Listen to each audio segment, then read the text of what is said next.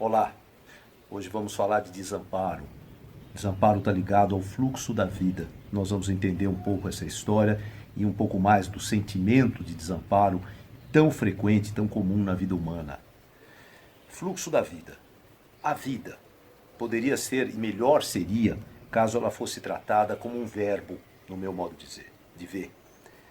Vida substituir viver. O viver me dá a impressão de eu estar mais sintonizado com a vida do que quando eu falo vida substantivo, algo mais distante de mim. Então o viver, vamos falar assim dessa maneira, então, o viver ele tem leis. É uma força cósmica que atua na planta, atua no pássaro, atua em tudo o tempo inteiro.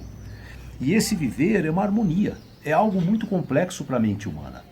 A mente humana não tem como entender o viver. Ela pode estudar a parte biológica, os ciclos da natureza, mas isso tudo não dá o entendimento do viver. Então há um fluxo da vida. Na mitologia, este fluxo da vida era chamado de rio Styx, o rio da vida. Um rio perigoso, um rio misterioso, que ninguém sabia direito o caminho que ele ia percorrer. E a vida, o viver, me parece bastante próximo disso. Vivemos então como seres, não só seres humanos, natureza de uma forma geral, o cosmos vive o mesmo viver.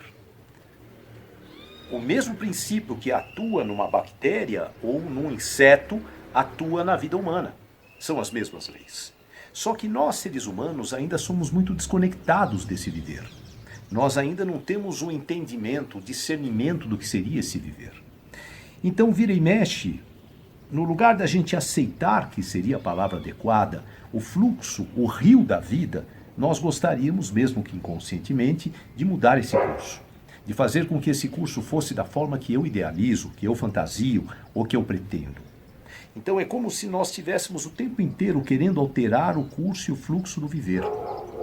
E às vezes, a frustração provocada por essa tentativa de alterar, que é uma coisa pretensiosa, onipotente, né? A frustração provocada por essa tentativa, e outras vezes não é nem a frustração, é um sentimento que as coisas não andam como eu desejo, como eu imagino, e me encurralam, provocam o que a gente chama de desamparo. Uma forma muito rápida de a gente entender o sentimento de desamparo seria uma impotência. É quando eu me sinto encurralado, como eu disse. É como eu acredito que naquele momento eu não vejo alternativa, eu não vejo saída para aquilo que eu estou vivendo, para aquela situação. Ô Teco, por que você não está chamando isso de problema? Porque à medida que uma situação é trabalhada através da minha força mental, através do meu raciocínio, essa situação vira um problema. Enquanto essa situação estiver sendo observada, percebida e aceita na condição interna, ela continua numa condição de situação. Mas o que nós fazemos? Nós trazemos ela para a mente humana. Nós fazemos com que a nossa possível capacidade de lidar com aquela situação possa ser trabalhada através da minha vontade pessoal, do meu desejo, como eu falei a vocês, né? E isso vai fazendo com que eu, sem perceber, tente alterar o curso do rio, tente alterar o curso e o fluxo da vida. Eu, nessa hora, como ser humano, ignoro que o viver, como eu disse a vocês, é algo muito complexo e são forças cósmicas e que atuam em praticamente tudo. O nosso sistema solar, os planetas que aqui estão e fazem parte também desse sistema, atuam diretamente no nosso viver. Seja na nossa forma biológica, né? Você pega, por exemplo, a Lua, que é um satélite, ela atua no crescimento, na emoção, nos surtos psicóticos, na gestação, no parto e assim por diante. Então, à medida que eu não aceito o fluxo da vida, e eu não aceito porque eu não entendo, eu não percebo ele, eu começo a querer transformar este fluxo, eu começo a idealizar uma forma da vida se desenvolver, fluir. E isso vai me provocando o sentimento de desamparo. Às vezes eu me sinto encurralado, às vezes eu me sinto impotente, às vezes eu vejo que eu não consigo encontrar muita saída para aquilo que eu me envolvi, para aquela situação. Ali o desamparo se instala. E eu vou usar mais uma vez uma história para a gente entender melhor esse assunto. Vocês já viram, por exemplo, existem até clássicos da literatura, Robinson Crusoe, aonde um determinado personagem vive um naufrágio e nesse naufrágio ele vai para uma ilha. Essa alegoria, esta maneira de interpretar o desamparo, a mim é muito interessante. Você se identifica com aquele personagem na ilha deserta, porque aquela alegoria, aquela maneira que foi colocado ali na história, faz com que a gente perceba uma situação de possível desamparo. Ele pega uma garrafa, geralmente acontecia isso nos filmes, né? Coloca lá dentro uma mensagem, fecha a garrafa e joga no mar para que alguém um dia, essa é a expectativa dele, venha a abrir aquilo e falar, nossa, numa determinada ilha aqui perto tem um sobrevivente. Algo assim. Essa história, que virou também muitas vezes tema de filmes, não é? É uma história que trabalha indiretamente com o sentimento de desamparo dentro de nós. E aí existem dois movimentos. O movimento da pessoa se rebelar contra aquilo e entrar em pânico, que o desamparo é um processo que leva a isto. E nesse momento, a pessoa em pânico se sente, como eu disse a vocês, impotente e encurralada, que são as características básicas do desamparo. Mas existe outra possibilidade. Existe a possibilidade de você trabalhar com algo que venha do mágico. Alguém vai olhar a minha mensagem? Vamos entender melhor isso.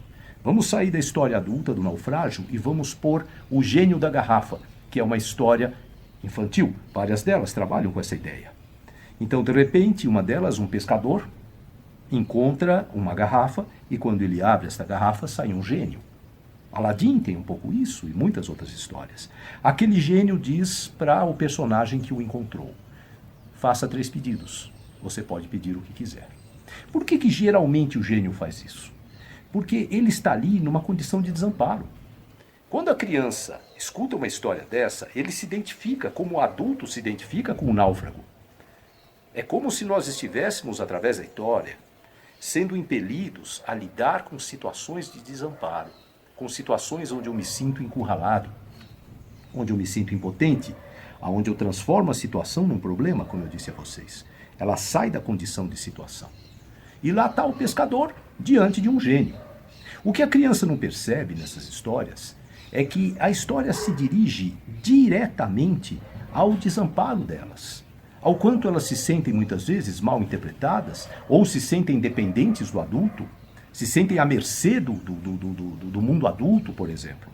Então, um ser engarrafado é um ser que me dá condição de eu me identificar com a história.